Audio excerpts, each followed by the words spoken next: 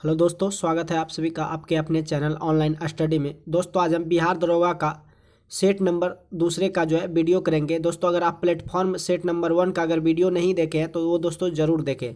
अगर दोस्तों आप इस चैनल पर नई बार जुड़े हैं तो दोस्तों चैनल को सब्सक्राइब और सेशन को शेयर जरूर कीजिएगा। तो चलिए दोस्तों, आज का टेस्ट सीरीज के दूसरे नंबर का जो है पहला क्वेश्चन है कि राष्ट्रीय शिक्षा नीति जो है 2020 का प्रारूप जो है निम्न में से किसकी अध्यक्षता में गठित समिति द्वारा जो है तैयार किया गया था। राष्ट्रीय शिक्षा नीति 2020 का जो प्रारूप था निम्न में से किसकी अध्यक्षता में गठित जो है समिति द्वारा जो है तैयार किया गया था। तो राष्ट्रीय शिक्षा नीति जो था आपका 5+3+3+3+4 जो है इसको जो है किसकी अध्यक्षता में तैयार किया गया था। तो दोस्तों के जो है कस्तूरी रंगन के अध्यक्षता में इसको तैयार किया गया था। तो आपका ऑप्शन बी जो है वो आपका राइट आंसर है। नेक्स्ट क्वेश्चन की ओर बढ़ते हैं कि अंतर्राष्ट्रीय योग दिवस जो है हर वर्ष कब मनाया जाता है। अंतर्राष्ट्रीय जो योग दिवस है जिसे हम इंटरनेशनल योगा डे कहते हैं, हर वर्ष कब मनाया जाता है। तो दोस्तों 21 जून को मनाया जाता है। तो आपका ऑप्शन 21 जून है जो आपका राइट आंसर है। नेक्स्ट क्वेश्चन की ओर बढ़ते हैं कि प्रथम भारतीय साम्राज्य स्थापित किया गया था किसके द्वारा। प्रथम भारतीय साम्राज्य जो स्थापित किया गया था चंद्रगुप्त मौर्य के द्वारा जो है प्रथम भारतीय साम्राज्य जो है स्थापित किया गया था। नेक्स्ट क्वेश्चन की ओर बढ़ते हैं कि बाल गंगाधर तिलक द्वारा राष्ट्रीयता को बढ़ावा देने हेतु अखबार निकाला था। कौन सा अखबार निकाला था। तो दोस्तों बाल गंगाधर तिलक द्वारा जो है राष्ट्रीयता को बढ़ावा देने के लिए उसने जो है बढ़ावा देने हेतु अखबार में निकाला था केसर अखबार, केसरी नाम से एक अखबार निकाला था। तो दोस्तों आपका जो केसरी है वो आपका बिल्कुल राइट आंसर है। नेक्स्ट क्वेश्चन की ओर बढ़ते हैं त्रिपुरी जो है संकट की समाप्ति के बाद कांग्रेस का जो अध्यक्ष है किसे बनाया गया था। त्रिपुरी संकट की समाप्ति के बाद कांग्रेस का जो अध्यक्ष बना था वो दोस्तों आपका जो है राजेंद्र प्रसाद बना था, जो कि आपका मतलब स्वतंत्र आजाद के जो प्रथम राष्ट्रपति थे।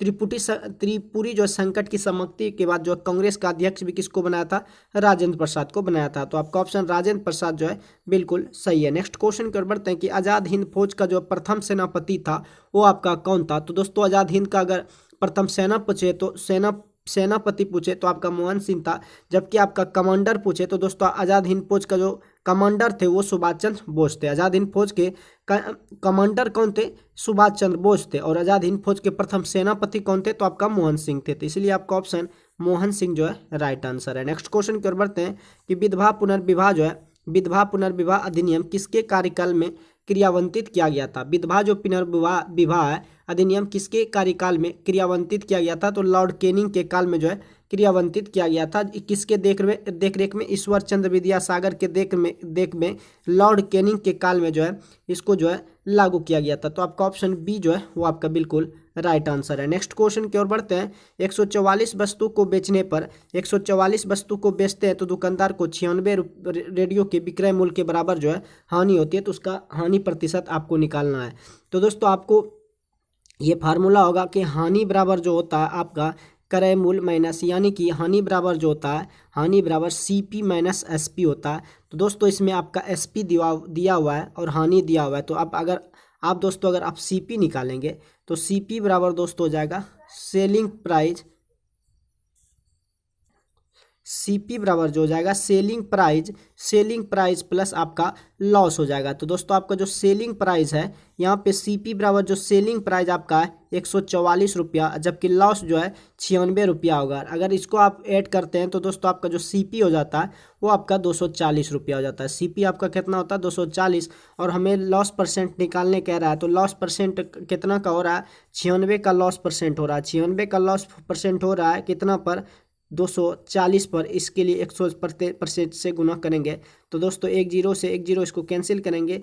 24 का 24 वन जा 24 4 जा 96, फिर 4 गुना अगर 10 करेंगे तो आपका जो है 40% जो है उसका हानि हो जाएगा। तो इस तरह से दोस्तों आप इसको बना सकते हैं। तो आपका ऑप्शन 40% जो है बिल्कुल सही है। अगले क्वेश्चन की ओर बढ़ते हैं कि कर्म का जो सिद्धांत है वो क्या है। कर्म का जो सिद्धांत है वो दोस्तों मीमांसा से संबंधित है। कर्म का सिद्धांत किससे संबंधित है, मीमांसा से संबंधित है। तो आपका ऑप्शन बी जो है वो दोस्तों आपका राइट आंसर है। नेक्स्ट क्वेश्चन की ओर बढ़ते हैं कि ऋतु जो होती है ऋतुएं जो होती है वो क्यों होती है। तो ऋतुएं इसलिए होती है कि पृथ्वी के जो है सूर्य के चारों ओर परिभ्रमण के कारण जो है ऋतुएं होती है। पृथ्वी के सूर्य के चारों ओर परिभ्रमण के कारण ही हमारा ऋतुएं होती है। तो आपका ऑप्शन बी जो है राइट आंसर है। नेक्स्ट क्वेश्चन की ओर बढ़ते हैं कि ग्रीनविच जो है किस देश में अवस्थित है। आपका ग्रीनविच जो है वो किस देश में स्थित है, तो आपका यूके में ग्रीनविच जो है आपका यूके में अवस्थित है। तो आपका ऑप्शन बी जो है राइट आंसर है। नेक्स्ट क्वेश्चन की ओर बढ़ते हैं कि निम्न तत्वों में से कौन से भूप्रपट्टी में क्रमशः अधिकतम और निम्नलिखित मात्रा में पाए जाते हैं। तो दोस्तों आपका जो है ऑक्सीजन और मैग्नीशियम जो है ऑक्सीजन और मैग्नीशियम जो है भूप्रपट्टी में ऑक्सीजन और मैग्नीशियम जो है ऑक्सीजन प्लस मैग्नीशियम जो है आपका भूप्रपट्टी में जो है ऑक्सीजन अधिकतम पाए जाते हैं, और जो है सिलिकॉन ऑक्सीजन और मैग्नीशियम जो दोस्तों वो निम्न मात्रा में पाए जाते हैं। तो आपका ऑप्शन जो है ऑप्शन नंबर डी जो है वो बिल्कुल सही है। तो आपका ऑप्शन कि भूप्रपट्टी में जो है ऑक्सीजन सबसे ज़्यादा और मैग्नीशियम जो है सबसे कम पाया जाता है। तो चलिए दोस्तों नेक्स्ट क्वेश्चन कर बढ़ते हैं। नेक्स्ट क्वेश्चन थोड़ा मैथ का क्वेश्चन है दोस्तों, इसको आप जरूर देखिएगा कि एक निश्चित दूरी वाली सड़क पर एक कार की सामान्य औसत अगर 50 किलोमीटर घंटा है, एक विशेष दिन औसत गति अगर सामान्य औसत से 1/10 कम थी, जिसके परिणाम स्वरूप यात्रा समाप्त करने में उसे 18 मिनट अधिक का समय लगता है, सड़क की दूरी किलोमीटर में क्या होगा। तो दोस्तों एक सड़क है, उसकी दूरी कितना दूरी नहीं दिया हुआ है, तो हम इसको एक्स मीटर मान लेंगे, एक्स किलोमीटर मानेंगे। तो दोस्तों मानने के बाद कह रहा है कि एक निश्चित दूरी वाली सड़क पर अगर सामान्य की औसत गति जो थी पहले कितना था 50 किलोमीटर पर घंटा था, 50 किलोमीटर पर घंटा था, लेकिन दोस्तों एक दिन जो है उसके 1/10 कम थी, औसत गति से 1/10 कम थी। तो 50 का दोस्तों 1 अगर 10 हो जाए तो 10 × 50 यानी कि 5 किलोमीटर कम थी। तो इसीलिए दोस्तों पहले 50 था, 5 किलोमीटर कम होगा तो कितना होगा 45 किलोमीटर हो जाएगा। उसी के बाद दोस्तों आपका यहाँ पे चाल दिया हुआ है, यहाँ पे भी चाल दिया हुआ है, और आपका दोस्तों यहाँ पे दूरी भी दिया हुआ है। तो आप समय बराबर आप जानते हैं कि समय बराबर जो होता है दूरी बटे चाल होता है। समय बराबर क्या होता है दूरी बटे चाल होता है। तो दूरी दोस्तों आपका x किलोमीटर है और 45 किलोमीटर है, 45 किलोमीटर पर घंटा है। ये आपका क्या हो गया समय बराबर दूरी बटे चाल x बटे 45 माइनस x बटे 50। और आपको जो ज़्यादा समय कितना लगता है, तो दोस्तों आपको 18 मिनट लगता है। तो अगर 18 को घंटा में बदलेंगे तो 60 लिखेंगे यहाँ पे। उसके बाद फिर आप इसका एलसीएम लेंगे, तो एलसीएम दोस्तों आपका हो जाएगा यहाँ पे 450। एलसीएम कितना हो जाएगा 450, 45 में 450 10 में, तो 10x minus 9x, 10x minus 9x बराबर आपका यहाँ पे 6 से कटाएंगे 6 × 18, 6 × 10, तो 3 आपका यहाँ पे कितना हो जाएगा 10। आप जो दोस्तों यहाँ पे 10 में 9 घटाएंगे तो x बटे आपका 450 आएगा, x बटे 450 बराबर 3 दोस्तों आपका कितना आ जाएगा 10 आ जाएगा, 3/10।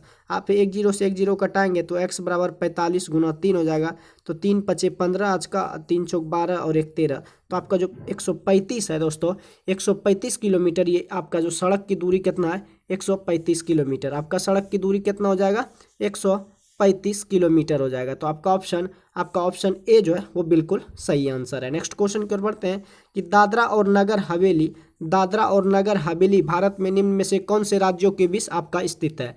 कि दादरा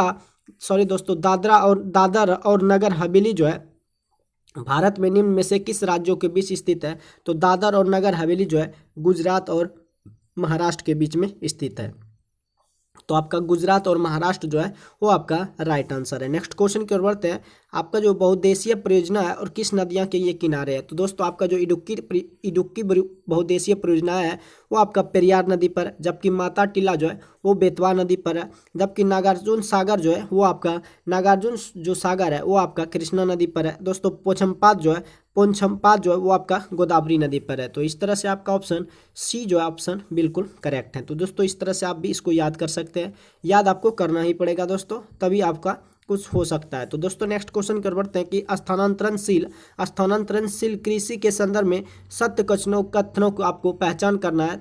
तो दोस्तों स्थानांतरण कृषि के संदर्भ में इसमें भूमि की जुताई जो है नहीं की जाती है, इसमें वनों को साफ कर या जलाकर कृषि की जाती है। तो आपका ऑप्शन जो है केवल 1 और 2 आपका ऑप्शन सही है कि स्थानांतरणशील जो कृषि होता है इसमें भूमि की जुताई नहीं की जाती है, इसमें वनों को साफ कर क्या किया जाता है जलाकर इसमें कृषि की जाती है। तो आपका ऑप्शन डी जो है राइट आंसर है। अगले क्वेश्चन की ओर बढ़ते हैं। प्रथम तेल परिसंस्करण संयंत्र जो है कहाँ पर स्थापित किया गया। आपका जो प्रथम तेल परिसंस्करण संयंत्र है वो दोस्तों आपका जो है डिगबोई में जो है स्थापित किया गया। प्रथम तेल परिसंस्करण संयंत्र जो है आपका डिगबोई में जो है स्थापित किया गया है। नेक्स्ट क्वेश्चन की ओर बढ़ते हैं। निम्नलिखित में कौन सा एक राष्ट्रीय पार्क जो है भारत में सर्वप्रथम जो है स्थापित किया गया। निम्नलिखित में कौन सा एक राष्ट्रीय पार्क है जो कि भारत में सर्वप्रथम जो है स्थापित किया गया। तो आपका जिम कॉर्बेट जो है ये आपका उत्तराखंड में, जिम कॉर्बेट नेशनल पार्क जो है वो आपका कहाँ पे है, उत्तराखंड में। तो दोस्तों ये भारत में प्रथम जो है सर्वप्रथम स्थापित किया गया है। तो आपका ऑप्शन बी जो है राइट आंसर है। नेक्स्ट क्वेश्चन की ओर बढ़ते हैं कि काली मिट्टी का जो विस्तार पाया जाता है वो सभी कहाँ पे पाया जाता है। काली मिट्टी का जो विस्तार होता है दोस्तों, काली मिट्टी का जो विस्तार होता है आपका महाराष्ट्र में होता है, मध्य प्रदेश में होता है, गुजरात में भी होता है। तो इन सभी में दोस्तों काली मिट्टी का जो है विस्तार जो है सबसे अधिक होता है महाराष्ट्र, मध्य प्रदेश और गुजरात जो है आपका बिल्कुल राइट आंसर है। नेक्स्ट क्वेश्चन की ओर बढ़ते हैं। अगला जो क्वेश्चन है कि अम्लीय वर्षा है पर्यावरण में निम्न प्रदूषण से होती है। अम्लीय वर्षा जो है पर्यावरण में निम्न प्रदूषण से होती है। तो दोस्तों नाइट्रोजन और ऑक्साइड के, सल्फर डाइऑक्साइड के कारण ही हमारे अम्लीय वर्षा पर्यावरण में क्या होती है, प्रदूषण से होती है। नाइट्रोजन के ऑक्साइड एवं सल्फर डाइऑक्साइड के कारण ही अम्लीय वर्षा होती है। तो आपका ऑप्शन डी जो है वो बिल्कुल सही आंसर है। नेक्स्ट क्वेश्चन की ओर बढ़ते हैं कि राष्ट्रीय प्रतीक में सींगों की जो संख्या है वो आपका कितना है। तो राष्ट्रीय प्रतीक में सींगों की संख्या दोस्तों आपका 4 है। राष्ट्रीय प्रतीक में सींगों की संख्या अगर आपको पूछे तो दोस्तों आपका जो 4 है वो बिल्कुल सही है। नेक्स्ट क्वेश्चन की ओर बढ़ते हैं।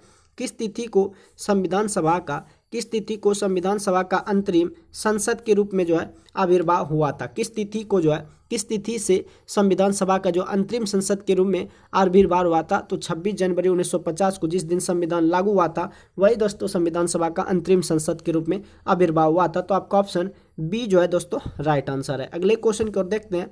निम्नलिखित में कौन वित्त आयोग द्वारा की गई प्रत्येक सिफारिश के संसद के प्रत्येक सदन के जो है समक्ष रखवाता है।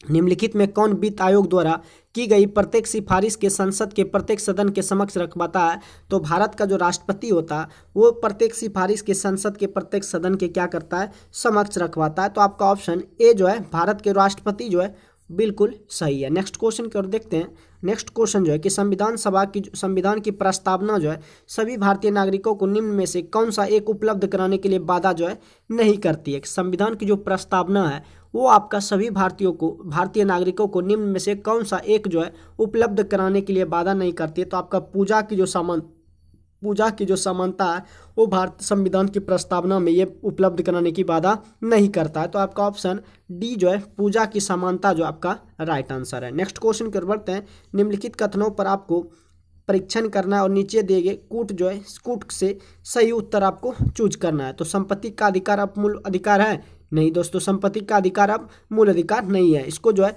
300 का को में अब रखा गया है, ये इसको कानूनी के आधार पे रखा गया है।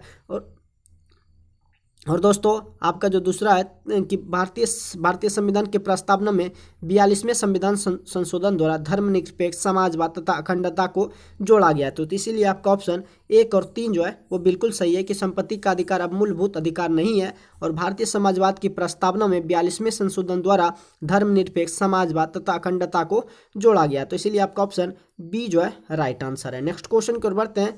नेक्स्ट क्वेश्चन जो है कि राष्ट्रपति शासन घोषित किया जाता है, कि राष्ट्रपति जो है शासन घोषित कब किया जाता है। तो दोस्तों राष्ट्रपति जो है राज्यपाल के लिखित सिफारिश पर राष्ट्रपति इस बात से सहमत हो कि राज्य का शासन संविधान के उपबंधों के अनुसार नहीं चल रहा है, तभी दोस्तों आपका राष्ट्रपति शासन जो है घोषित किया जाएगा। तो आपका ऑप्शन कि राज्यपाल अगर लिखित सिफारिश पर राष्ट्रपति से इस बात से सहमत हो कि राज्य का जो शासन है संविधान के उपबंधों के अनुसार नहीं चल रहा है, तभी दोस्तों वहां पर राष्ट्रपति शासन जो है घोषित किया जा सकता है। तो आपका ऑप्शन सी जो है बिल्कुल सही है। नेक्स्ट क्वेश्चन की ओर बढ़ते हैं।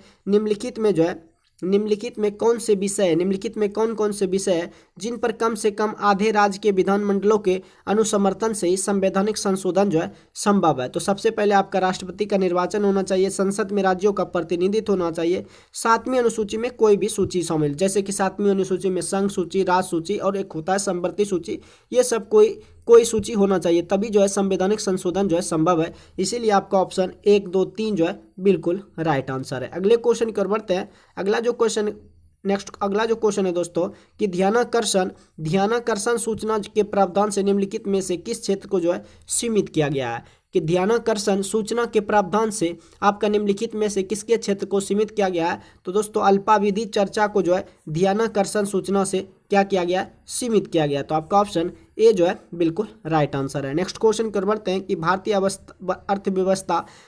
अर्थव्यवस्था के उदारीकरण का अग्रदूत जो है किसको कहा जाता है? भारतीय अर्थव्यवस्था के उदारीकरण का जो अग्रदूत है दोस्तों किनको कहा गया है? तो डॉक्टर मनमोहन सिंह को जो है भारतीय अर्थव्यवस्था के उदारीकरण का अग्रदूत कहा जाता है, डॉक्टर मनमोहन सिंह को। तो आपका ऑप्शन बी जो है दोस्तों राइट आंसर है।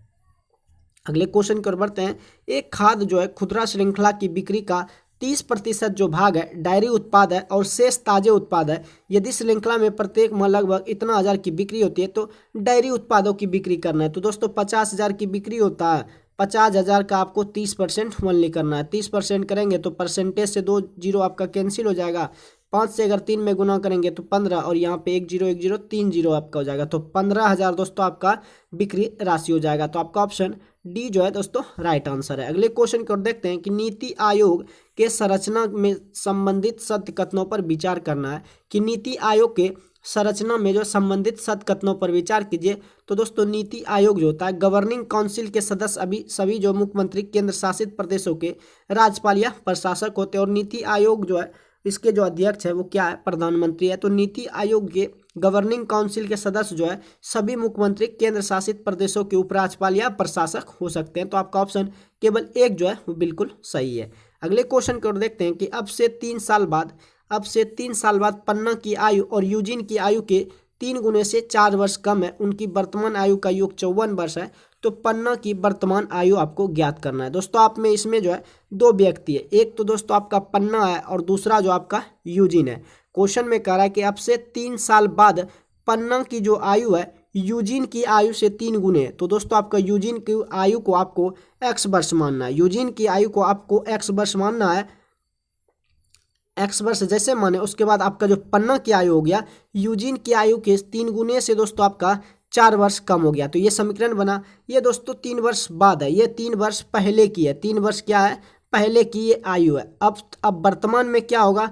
तो वर्तमान में दोस्तों क्या हो जाएगा? वर्तमान में इसकी आयु क्या हो जाएगा? ये हो जाएगा आपका x - 3 और ये हो जाएगा 3x - 4, 3x - 4 - 3 तो 3x - 7 हो जाएगा। यहाँ तक आपको कोई दिक्कत? यहाँ तक दोस्तों आपको दिक्कत नहीं होगा। तो दोस्तों आपको इस समीकरण को हल करना है कि 3x - 7 और प्लस जो है x - 3 और दोनों का जो योग होता है आपका कितना होता है? 54 होता है। 3x - 7 प्लस x - 3 बराबर 54 होता है। तो दोस्तों अगर आपको इसको हल करते हैं तो 4x - 10 बराबर आपका 54 आता है। 4x - 10 बराबर 54 तो 4x बराबर कितना आता है दोस्तों? 64 आता है। और x का जो वैल्यू आ जाएगा, x का वैल्यू दोस्तों 16 आ जाएगा।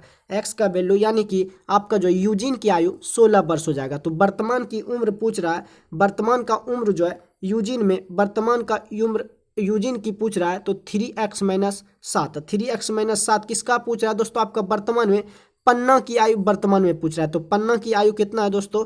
पन्ना की आयु 3x - 7 है, जबकि x का आपका मान कितना आया? 16। तो 3 गुना 16 करेंगे और उसमें 7 दोस्तों माइनस कर देंगे। तो 48 में अगर आप 7 घटाते हैं तो आपका 41 वर्ष जो हो जाएगा वो आपका पन्ना की वर्तमान आयु होगा। तो दोस्तों मुझे उम्मीद है कि आप लोग ये जो है मैथ जो है समझे होंगे। तो चलिए दोस्तों अगले क्वेश्चन कर बढ़ते हैं कि भारत में बहुराष्ट्रीय कंपनियों का प्रोत्साहन जो है देना जो है बढ़ावा देना ये क्या है? कि भारत में बहुराष्ट्रीय कंपनियों को प्रोत्साहन देना या बढ़ावा देना जो है निजीकरण नीति को भी बढ़ावा देता है, वैश्वीकरण नीति को भी और उदारीकरण नीति को भी। इसलिए आपका ऑप्शन उपयुक्त सभी नीतियों को क्या करता है? प्रोत्साहन देता है या बढ़ावा देता है।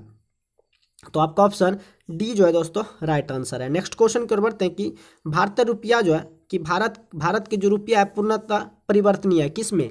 भारतीय रुपया जो है पूर्णतः परिवर्तनीय है किसमें? तो भुगतान शेष के चालू लेखा के संबंध में आपका भारतीय रुपया जो है परिवर्तनीय है। इसलिए आपका ऑप्शन केवल 3 जो है बिल्कुल सही है। अगले क्वेश्चन कर बढ़ते हैं। आपका जो है सूची 1 को सूची 2 से आपको मिलाना है कि विद्युत चुंबक के लेखक जो थे, सॉरी दोस्तों वैज्ञानिक जो थे तो आपका फैराडे था। विद्युत चुंबक के जो वैज्ञानिक थे वो दोस्तों आपका फैराडे था। आनुवंशिकता का सिद्धांत जो है मैडल ने दिया था। आनुवंशिकता का सिद्धांत किसने दिया था? मैडल ने। जबकि जड़त्व का नियम आप लोग खुद जानते हैं न्यूटन ने दिया था। और प्राकृतिक वर्णवाद का जो है डार्विन ने दिया था। इसलिए आपका ऑप्शन 2 नंबर ऑप्शन जो है बिल्कुल सही है। तो दोस्तों इस तरह से आप मिलान करके इसको आप याद भी कर सकते हैं। चलिए दोस्तों नेक्स्ट क्वेश्चन कर बढ़ते हैं। नेक्स्ट क्वेश्चन कर देखते हैं कि जब कठोर जो है आपका जो है जल जब कठोर जल पूर्णतः वाष्पीकृत हो जाता है तो पात्र में सफेद ठोस बचा रह जाता है। यह निम्नलिखित में से किन की उपस्थिति के कारण होता है? कि जब कठोर जल जो है पूर्णतः वाष्पीकृत हो जाता है तो पात्र में सफेद ठोस बचा रह जाता है। यह निम्नलिखित में किसकी उपस्थिति के कारण होता है? तो दोस्तों कैल्शियम मैग्नीशियम कार्बोनेट, कैल्शियम और मैग्नीशियम के सल्फेट, कैल्शियम और मैग्नीशियम के क्लोराइड के कारण ऐसा होता है। तो दोस्तों आपका ऑप्शन जो है ये सभी आपका ऑप्शन बिल्कुल सही हो जाएगा। ये सभी जो आपका ऑप्शन बिल्कुल सही है। नेक्स्ट क्वेश्चन कर बढ़ते हैं कि कैप्सूल का जो आवरण बना होता है, आप लोग दोस्तों कैप्सूल देखे होंगे। कैप्सूल का जो आवरण बना होता है वो आपका स्टार्च का बना होता है। कैप्सूल का आवरण कैसा बना होता है? स्टार्च का बना होता है। तो आपका ऑप्शन डी जो है दोस्तों राइट आंसर है। नेक्स्ट क्वेश्चन की ओर बढ़ते हैं कि विद्युत अपघटन में ऑक्सीकरण जो है क्या होता है, कहाँ पर होता है? विद्युत अपघटन में जो ऑक्सीकरण होता है वो दोस्तों आपका एनोड पर होता है। विद्युत अपघटन में जो ऑक्सीकरण होता है वो आपका एनोड पर होता है। तो आपका ऑप्शन एनोड जो है बिल्कुल सही है। नेक्स्ट क्वेश्चन की ओर देखते हैं।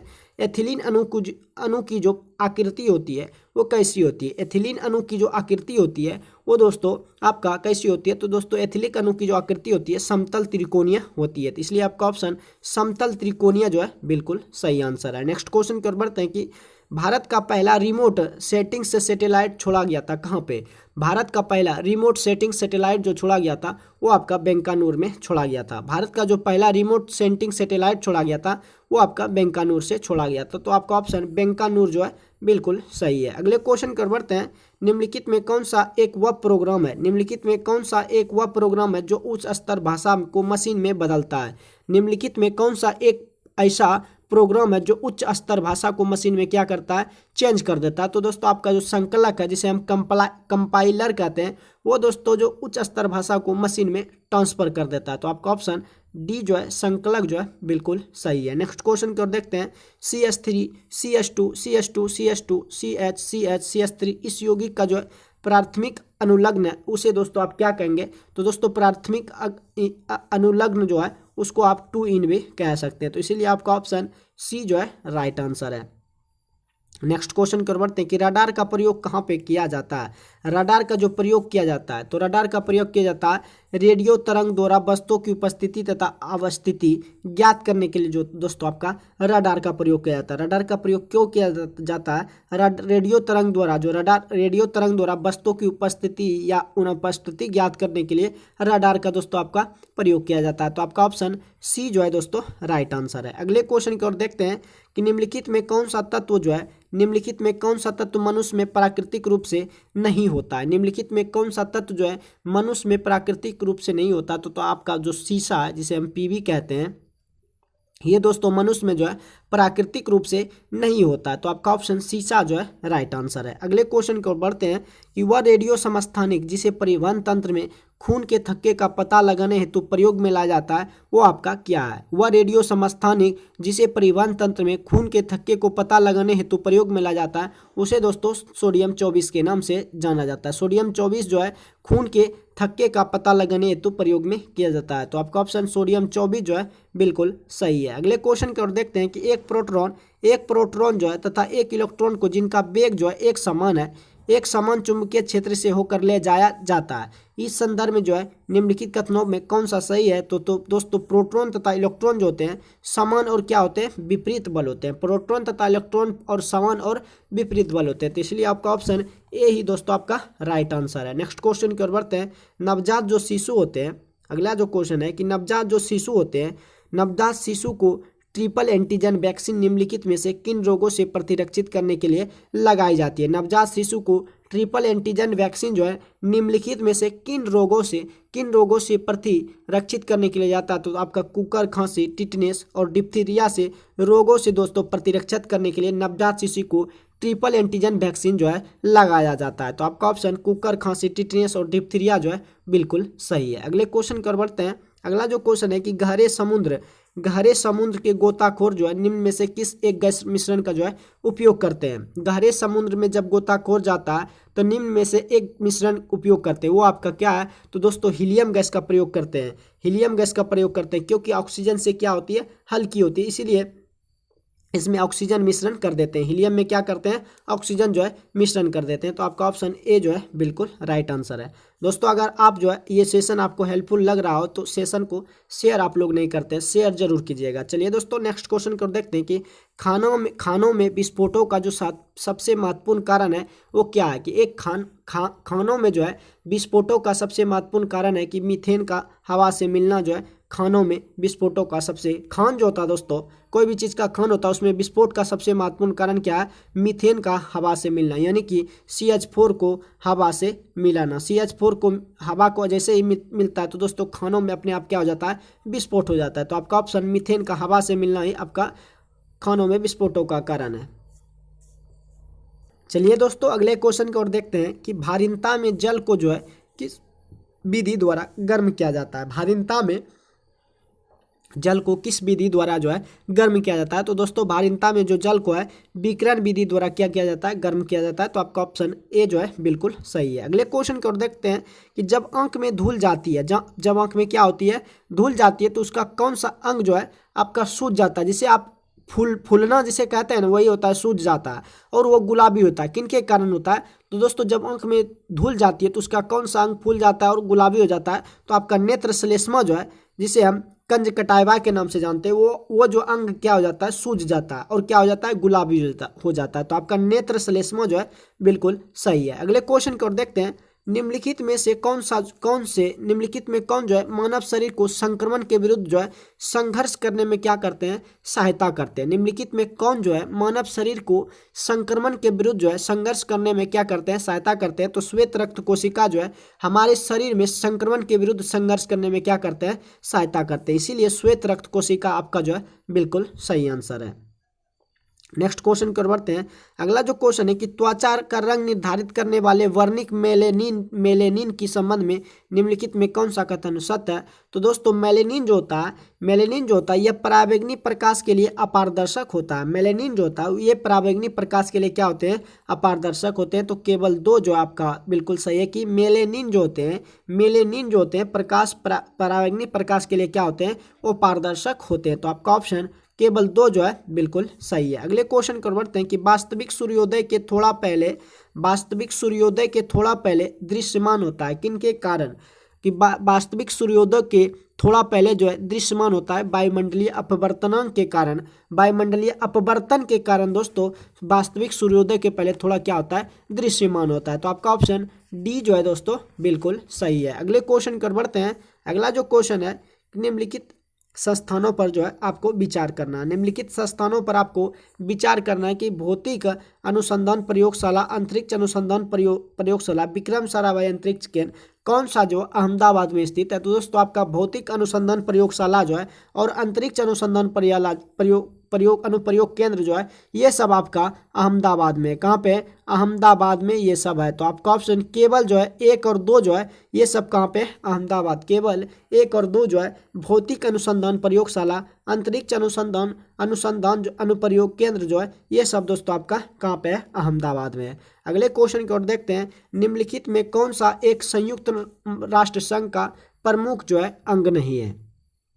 निम्नलिखित में कौन सा एक जो है संयुक्त राष्ट्र संघ का संघ नहीं है? तो दोस्तों खाद्य एवं कृषि संगठन जो है वो आपका संयुक्त राष्ट्र संघ का जो है प्रमुख अंग नहीं है, इसलिए आपका ऑप्शन खाद्य एवं कृषि संगठन जो है बिल्कुल सही है। अगले क्वेश्चन को बढ़ते हैं कि भारत जो है सदस्य नहीं है किनके? भारत जो है सदस्य नहीं है तो दोस्तों एशिया प्रशांत आर्थिक सहयोग संगठन का जो है भारत क्या है? सदस्य नहीं है। एशिया प्रशांत आर्थिक सहयोग संगठन का जो है भारत क्या है? सदस्य नहीं है। जबकि देशों के राष्ट्रकुल, सार्क का नाम संगठन का ये सब भारत सदस्य है, लेकिन एशिया प्रशांत आर्थिक सहयोग संगठन का भारत क्या है? सदस्य नहीं है, इसलिए आपका ऑप्शन डी जो है राइट आंसर है। नेक्स्ट क्वेश्चन कर बढ़ते हैं। ग्लिम्पेज ऑफ वर्ल्ड हिस्ट्री पुस्तक के रचयिता जो है कौन है? तो जवाहरलाल नेहरू है। ग्लिम्पेज ऑफ वर्ल्ड हिस्ट्री नामक पुस्तक के जो रचयिता है वो आपका JL नेहरू यानी कि जवाहरलाल नेहरू है। अगले क्वेश्चन की ओर बढ़ते हैं।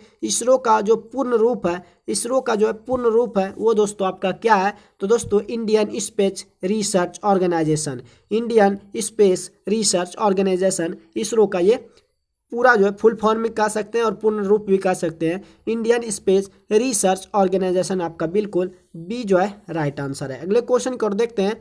अगला जो क्वेश्चन है कि विश्व खाद्य दिवस प्रतिवर्ष जो है, विश्व खाद्य दिवस प्रतिवर्ष किस तारीख को जो है मनाया जाता है? विश्व खाद्य दिवस जो है प्रतिवर्ष किस तारीख को मनाया जाता है? तो 16 अक्टूबर को विश्व खाद्य दिवस प्रतिवर्ष जो है 16 अक्टूबर को मनाया जाता है। तो आपका ऑप्शन ए जो है राइट आंसर है। अगले क्वेश्चन की ओर बढ़ते हैं कि भारत में सर्वप्रथम ओलंपिक का हॉकी जो है खेलों में भाग जो है किस वर्ष लिया था? भारत ने सर्वप्रथम जो है ओलंपिक का हॉकी खेलों में भाग जो है किस वर्ष लिया था? तो 1928 में लिया था। एम्स्टर्डम ओलंपिक में जो है भाग लिया था 1928 में। तो आपका ऑप्शन 1928 में जो है बिल्कुल सही है। अगला जो क्वेश्चन है, निम्नलिखित में से कौन सा पुरस्कार केवल साहित्य से संबंधित है? निम्नलिखित में कौन सा पुरस्कार जो है केवल साहित्य से संबंधित है? तो दोस्तों आपका ज्ञानपीठ पुरस्कार जो है केवल साहित्य के क्षेत्र में दिया जाता है। आपका जो ज्ञानपीठ पुरस्कार है वो आपका केवल साहित्य के क्षेत्र में दिया जाता है। नेक्स्ट क्वेश्चन की ओर बढ़ते हैं कि भारत में सूफी संप्रदाय जो है, कि भारत में सूफी संप्रदाय का संस्थापक जो है किन्हें माना जाता है? भारत में सूफी संप्रदाय का जो संस्थापक है ख्वाजा मोइनुद्दीन चिश्ती को कहा जाता है। भारत में सूफी संप्रदाय का जो संस्थापक है ख्वाजा मोइनुद्दीन चिश्ती को कहा जाता है। अगले क्वेश्चन को देखते हैं। 4.5% वार्षिक साधारण ब्याज की दर से 4600 रुपया 5 वर्षों में कितना ब्याज होगा? ये दोस्तों SI का क्वेश्चन है। तो SI बराबर P गुना R गुना T/100 होता है। ये आप लोग खुद से कर सकते हैं। तो दोस्तों P के जगह ये आपका प्रिंसिपल है, यानी कि आपका 4600 रुपया है। 4600 गुना आपका जो रेट कितना है 4.5% और आपका टी जो है समय 5 वर्षों के लिए दिया हुआ है और बटे में आपका कितना होगा 100 होगा और दशमलव उड़ाएंगे तो यहाँ पे 1 जीरो और आएगा। तो 2 जीरो से 2 जीरो आप खुद कटा सकते हैं। उसके बाद 5 से कटाएंगे तो 5 दूना 10, 2 से आप कटाएंगे तो 23 दूना 46। तो दोस्तों अगर आप 23 गुना 45 करेंगे, 23 गुना आप 45 करेंगे तो आपका जो है आपका दोस्तों 1000 जो 35, 23 गुना आप दोस्तों 45 करेंगे तो आपका 1035 आएगा। ये बिल्कुल आपका सही है। कितना ब्याज मिलेगा? 1035 रुपया ब्याज मिलेगा। अगले क्वेश्चन को देखते हैं कि भारत में शहरी जो है जनसंख्या का कितना प्रतिशत है? भारत में शहरी जनसंख्या का आपका 31.16% है। भारत में शहरी जनसंख्या का कितना प्रतिशत है? 31.16% है। तो आपका ऑप्शन ए जो है दोस्तों राइट आंसर है।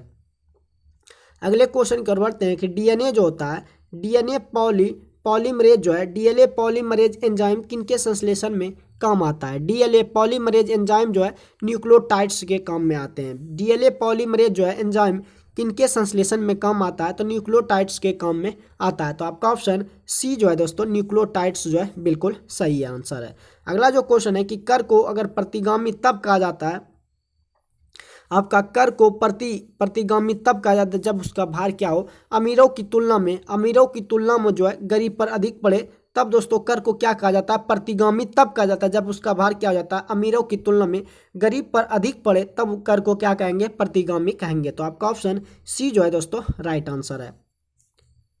अगले क्वेश्चन को देखते हैं। निम्नलिखित में कौन जो है ग्रीन हाउस प्रभाव में योगदान नहीं करता है? निम्नलिखित में कौन सा गैस जो है ग्रीन हाउस प्रभाव में योगदान नहीं करता है? तो आपका जो सल्फर डाइऑक्साइड है ये ग्रीन हाउस प्रभाव में योगदान जो है नहीं करता, इसीलिए आपका ऑप्शन सल्फर डाइऑक्साइड जो है बिल्कुल सही है। अगला जो क्वेश्चन है कि ग्लोबल 500 पुरस्कार दिए जाते हैं। ग्लोबल 500 जो है पुरस्कार दिए जाते हैं किसमें? तो पर्यावरण प्रतिरक्षा के लिए ग्लोबल पुरस्कार कितना रुपया दिया जाता है? 500 रुपया दिया जाता है पर्यावरण प्रतिरक्षा के लिए ग्लोबल पुरस्कार। तो आपका ऑप्शन ग्लोबल प्रतिरक्षा के लिए बिल्कुल सही है। अगला जो क्वेश्चन है, निम्न में से किस स्तंभ अभिलेख में वासुदेव श्री कृष्ण का प्रारंभिक उल्लेख पाया गया है? निम्नलिखित में से किस स्तंभ अभिलेख में वासुदेव श्री कृष्ण का जो है आरंभिक उल्लेख पाया गया? तो आपका गरुड़ स्तंभ अभिलेख में जो है, गरुड़ स्तंभ अभिलेख में वासुदेव श्री कृष्ण का जो है प्रारंभिक यानी कि शुरुआती जो है उल्लेख पाया गया किसमें? किस अभिलेख में? गरुड़ स्तंभ अभिलेख में। तो आपका ऑप्शन ए जो है बिल्कुल सही आंसर है। अगला जो क्वेश्चन है कि रेखागणित संबंधी सिद्धांतों के प्रतिपादन तथा विकास का प्रधान श्रेय जो है निम्न में से किसे दिया जाता है। रेखागणित संबंधी सिद्धांतों के प्रतिपादन तथा विकास के प्रधान का जो श्रेय है निम्नलिखित में किसको दिया जाता है, तो आपका बोधायन को दिया जाता है। तो आपका बोधायन जो है बिल्कुल राइट आंसर है। अगले क्वेश्चन की ओर बढ़ते हैं कि महमूद गजनबी के आक्रमण के समय कौन जो है प्रसिद्ध लेखक उसके साथ जो है भारत आया था। महमूद गजनबी के आक्रमण के समय कौन जो है प्रसिद्ध लेखक जो थे उनके साथ भारत आए थे, तो अलबरूनी जो थे मोहम्मद गजनबी के समय जो है वो भारत आया था। तो आपका अलबरूनी जो है राइट आंसर है। अगला जो क्वेश्चन है कि शेरशाह के समय तांबे के दाम और चांदी के रुपया की विनिमय दर जो थी वो कितना था। तो दोस्तों शेरशाह के समय जो तांबे के दाम और चांदी के रुपया की विनिमय जो था 64.1 अनुपात में थी, कि तांबे का दाम अगर 64 रुपया था तो चांदी का दाम 1 रुपया था। इसीलिए आपका ऑप्शन बी जो है दोस्तों राइट आंसर है। अगला जो क्वेश्चन है हुआ आंदोलन किस प्रकृति का था। हुआ आंदोलन जो था किस प्रकृति का था, तो क्रांतिकारी धार्मिक प्रकृति का था। क्या हुआ आंदोलन जो था क्रांतिकारी धार्मिक प्रकृति का था। तो आपका ऑप्शन बी जो है दोस्तों राइट आंसर है। नेक्स्ट क्वेश्चन की ओर बढ़ते हैं कि मार्च 1946 ईस्वी में फ्रांस एवं वियतनाम के बीच होने वाला समझौता को किस नाम से जाना जाता है। मार्च 1946 में फ्रांस एवं वियतनाम के बीच होने वाला समझौता को किस नाम से जाना जाता है, तो हनोई समझौता के नाम से जाना जाता है। फ्रांस एवं वियतनाम के बीच जो समझौता है उसे दोस्तों हनोई समझौता के नाम से जाना जाता है। तो आपका हनोई समझौता जो है राइट आंसर है। अगला जो क्वेश्चन है कि निम्न में से किसने वर्ष 1921 ईस्वी में रूस में नई आर्थिक नीति को जो है लागू किया गया था। निम्नलिखित में किसने जो है वर्ष 1921 ईस्वी में रूस में जो है नई आर्थिक नीति को लागू किया गया था, तो लेनिन ने किया गया था। किसने किया था, लेनिन ने किया था। तो आपका ऑप्शन लेनिन जो है बिल्कुल सही है। नेक्स्ट क्वेश्चन की ओर बढ़ते हैं। अगले क्वेश्चन की ओर बढ़ते हैं कि निम्न में से कौन सी झील जो है तंजानिया और युगांडा के बीच अंतर्राष्ट्रीय सीमा जो है बनाती है। निम्नलिखित में कौन सी झील ऐसी है जो कि तंजानिया और युगांडा के बीच अंतर्राष्ट्रीय सीमा बनाती है। तो दोस्तों आपका जो विक्टोरिया झील है वो झील जो है तंजानिया और युगांडा के बीच क्या करती है, अंतर्राष्ट्रीय सीमा बनाती है। तो आपका ऑप्शन विक्टोरिया झील जो है राइट आंसर है। अगला जो क्वेश्चन है कि मोना लोआ एक सक्रिय ज्वालामुखी है, कहाँ पे है। मोना ज्वाला एक सक्रिय ज्वालामुखी है हवाई द्वीप का। मोना लोआ जो है एक सक्रिय ज्वालामुखी है कहाँ का, हवाई द्वीप का। तो आपका ऑप्शन हवाई द्वीप जो है आपका राइट आंसर है। नेक्स्ट क्वेश्चन की ओर बढ़ते हैं। फ्रांस तथा स्पेन के बीच सीमा बनाने वाले जो पर्वत है उस पर्वत को क्या नाम कहते हैं। उस पर्वत का नाम क्या है कि फ्रांस तथा स्पेन के बीच सीमा बनाने वाले पर्वत को पेरिनीज पर्वत के नाम से जाना जाता है। फ्रांस तथा स्पेन के बीच सीमा बनाने वाले पर्वत जो है वो दोस्तों आपका पेरिनीज कहलाता है। तो आपका ऑप्शन पेरिनीज जो है बिल्कुल राइट आंसर है। अगला जो क्वेश्चन है दोस्तों कि खुले नग्न मुखों के दर्शन से संबंधित जो है तट आपका कौन सा है। खुले नग्न मुखों के दर्शन से संबंधित तट जो है आपका रिया जो है राइट आंसर है। अगला जो क्वेश्चन है सामाजिक विकास की तीन अवस्थाओं का सिद्धांत मूलतः किसने जो है प्रतिपादित किया था। सामाजिक विकास की तीन अवस्थाओं का सिद्धांत जो है मूलतः किसने प्रतिपादित किया था। तो दोस्तों आपका ऑगस्ट कॉम्टे ने ये जो है सामाजिक विकास की तीन अवस्थाओं का जो सिद्धांत दिया था अगस्त कॉम्टे ने दिया था। तो आपका ऑप्शन बी जो है राइट आंसर है। अगले क्वेश्चन को बढ़ते हैं कि सामाजिक स्थिरता और सामाजिक गतिकी का सिद्धांत किनके द्वारा जो है प्रस्तुत किया गया। सामाजिक स्थिरता और सामाजिक गतिकी का जो सिद्धांत है किनके द्वारा जो है प्रस्तुत किया गया था। तो दोस्तों ये भी जो था ये भी अगस्त कॉम्टे के द्वारा ये भी प्रस्तुत किया गया था, और जबकि सामाजिक विकास की तीन अवस्था का मूलतः भी प्रतिपादित अगस्त कॉम्टे के द्वारा ही किया गया था। तो नेक्स्ट क्वेश्चन की ओर बढ़ते हैं। निम्न वर्ग संस्कृति जो है डैश का एक उदाहरण है। आपका जो है निम्न वर्ग संस्कृति जो है उप संस्कृति का क्या है, एक उदाहरण है। निम्न वर्ग संस्कृति जो है डैश का एक उदाहरण है, तो उप संस्कृति का उदाहरण है क्या, निम्न वर्ग जो है उप संस्कृति का क्या है, एक उदाहरण है। अगले क्वेश्चन की ओर बढ़ते हैं। 2 जुलाई 2023 को महाराष्ट्र के नए उप मुख्यमंत्री के रूप में किसने जो है शपथ ली है। 2 जुलाई 2023 को महाराष्ट्र के नए उप मुख्यमंत्री के रूप में अजित पवार जी ने मुख्यमंत्री के रूप में जो है शपथ लिया है। तो आपका ऑप्शन अजित पवार जो है वो बिल्कुल राइट आंसर है। अगले क्वेश्चन की ओर देखते हैं। जुलाई 2023 में राष्ट्रीय उपभोक्ता विवाद निवारण आयोग का अध्यक्ष जो है किसे नियुक्त किया गया है?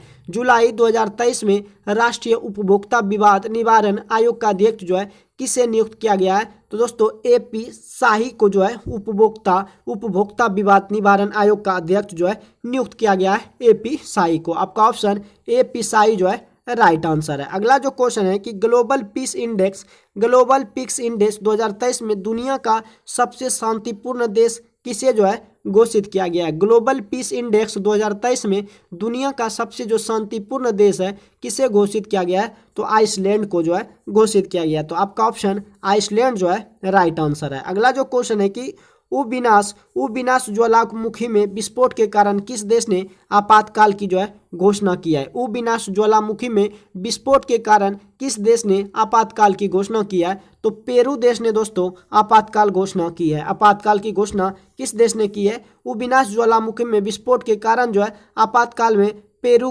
देश ने घोषणा की है। तो आपका ऑप्शन पेरू जो है राइट आंसर है। भारत के बाहर पहला IIT परिसर किस देश में जो है स्थापित किया जाएगा? कि भारत के बाहर पहला IIT यानी कि IIT परिसर जो है किस देश में स्थापित किया जाएगा? तो आपका भारत के बाहर तंजानिया देश में जो है पहला IIT परिसर जो है स्थापित किया जाएगा आपका तंजानिया देश में। नेक्स्ट क्वेश्चन की ओर बढ़ते हैं। अगला जो क्वेश्चन है कि AI develop men's footballer players of the year AI develop men's footballer players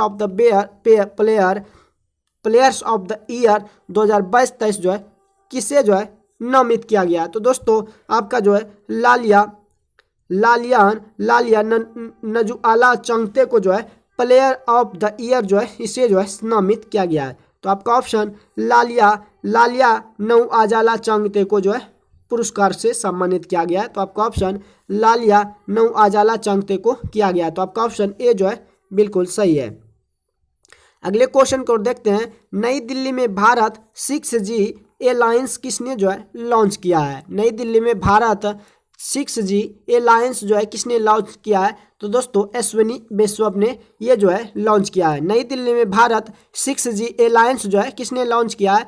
Ashwini वैष्णव ने किया है। तो आपका ऑप्शन बी जो है राइट आंसर है। अगला जो क्वेश्चन है कि शंघाई सहयोग संगठन के 23वें शिखर सम्मेलन का आयोजन जो है किस देश की अध्यक्षता में हुआ? शंघाई सहयोग संगठन के 23वें शिखर सम्मेलन का आयोजन जो है किस देश की अध्यक्षता में हुआ? तो दोस्तों भारत देश की अध्यक्षता में शंघाई सहयोग संगठन जो है 23वें शिखर सम्मेलन का आयोजन जो है भारत देश की अध्यक्षता में हुआ है। अगला जो क्वेश्चन है 17 से 18 अगस्त 2023 को पारंपरिक औषधि वैश्विक शिखर सम्मेलन का आयोजन जो है कहाँ किया जाएगा? 17-18 अगस्त 2023 को पारंपरिक औषधि वैश्विक शिखर सम्मेलन का आयोजन जो है वो आपका गांधीनगर में किया जाएगा। गांधीनगर गुजरात की राजधानी जो है यानी कि गुजरात में किया जाएगा पारंपरिक औषधि वैश्विक शिखर सम्मेलन आपका गांधीनगर में किया जाएगा। अगला जो क्वेश्चन है जून 2023 में भारत ने किस देश को स्वदेश निर्मित मिसाइल कॉर्बेट INS क्रिपन उपहार में जो है दिया गया है? जून 2023 में भारत ने किस देश को स्वदेश निर्मित मिसाइल कॉर्बेट INS क्रिपन जो है उपहार ने दिया है? तो दोस्तों वियतनाम को जो है ये उपहार दिया है। भारत ने किसको दिया है उपहार में? वियतनाम को दिया गया। तो आपका ऑप्शन वियतनाम जो है राइट आंसर है। अगला जो क्वेश्चन है कि किस एजेंसी द्वारा मई 2023 में 8 राज्यों में ऑपरेशन ध्वस्त का जो है संचालन किया गया है? कि किस एजेंसी द्वारा मई 2023 में 8 राज्यों में ऑपरेशन ध्वस्त का जो है संचालन किया गया है? तो NIA के तहत जो है ऑपरेशन ध्वस्त का जो है संचालन किया गया है। किसके द्वारा? आपका दोस्तों किस एजेंसी द्वारा? NIA एजेंसी द्वारा 8 राज्यों में ऑपरेशन ध्वस्त का जो है संचालन किया गया है NIA एजेंसी द्वारा। तो आपको ऑप्शन NIA जो है राइट आंसर है। अगला जो क्वेश्चन है अगले क्वेश्चन की ओर बढ़ते हैं। युगे युगिन भारत राष्ट्रीय संग्रहालय जो है किस राज्य या केंद्र शासित प्रदेश में स्थापित किया जाएगा? तो ये दोस्तों आपका नई दिल्ली में किया जाएगा। तो आपका ऑप्शन नई दिल्ली जो है राइट आंसर है। अगला जो क्वेश्चन है, जगन्नाथ बुक जो है जगन्नाथ जो है चेबुदम कार्यक्रम जो है किस राज्य में चलाया गया है? आपका जगन्नाथ चेबुदम कार्यक्रम जो है आपका दोस्तों आंध्र प्रदेश में चलाया गया। जगन्नाथ जो है चेबुदम कार्यक्रम जो आपका आंध्र प्रदेश में चलाया गया। तो आपका ऑप्शन आंध्र प्रदेश जो है राइट आंसर है। अगले क्वेश्चन की ओर बढ़ते हैं। अगला जो क्वेश्चन है 3D प्रिंटेड सुपर एलॉय जिसे हम GRX 810 जो है किस देश ने जो है विकसित किया गया है? तो ये दोस्तों आपका अमेरिका देश ने विकसित किया गया है 3D प्रिंटेड सुपर एलॉय जिसे आपकी GRX 810 के नाम से जाना जाता है। ये दोस्तों अमेरिका ने जो है विकसित किया गया। तो आपका ऑप्शन डी जो है राइट आंसर है। अगले क्वेश्चन की ओर बढ़ते हैं। किस भारत राज्य ने डॉक्टर भीमराव अंबेडकर पुरस्कार जो है की घोषणा जो है की है? किस भारत राज्य ने जो है डॉक्टर भीमराव अंबेडकर पुरस्कार की घोषणा जो है की है? तो दोस्तों आपका तेलंगाना राज्य ने जो है डॉक्टर भीमराव अंबेडकर पुरस्कार की क्या किया है? घोषणा किया। तो आपका तेलंगाना राज्य जो है राइट आंसर हो जाएगा। अगले क्वेश्चन की ओर बढ़ते हैं। मार्च 2023 में किस देश में 30 वर्षों में पहली बार जो है पोलियो के मामले जो है दर्ज किए गए हैं? मार्च 2023 में किस देश में 30 वर्षों में पहली बार जो है पोलियो के मामले जो है दर्ज किए गए? तो ये दोस्तों आपका जो बरुंडी देश है, ये आपका जो बरुंडी देश है 30 वर्षों में पहली बार जो है पोलियो के मामले दर्ज किया गया है बरुंडी देश में। तो आपका बरुंडी देश जो है राइट आंसर है। अगले क्वेश्चन की ओर बढ़ते हैं। अगला जो क्वेश्चन है MD-15 बसों का प्रायोगिक परीक्षण और M100 मेथनॉल जिसमें कि 100% मेथनॉल रहता है का प्रोटोटाइप किस शहर में जो है लॉन्च किया जाएगा? MD-15 बसों का प्रायोगिक परीक्षण और M100 जिसमें कि 100% मेथनॉल रहता है का प्रोटोटाइप जो है किस शहर में लॉन्च किया गया? तो ये दोस्तों आपका बेंगलुरु शहर में जो है लॉन्च किया गया। तो दोस्तों इस तरह से आपका मॉडल प्रैक्टिस सेट नंबर 2 का जो है जो कि प्लेटफॉर्म का था उसका वीडियो जो है समाप्त होता है। अगर ये दोस्तों वीडियो आपको हेल्पफुल लगा हो तो सेशन जरूर कीजिएगा। तो बाकी मिलते हैं नेक्स्ट सेट में। आज के लिए बस इतना ही। जय हिंद।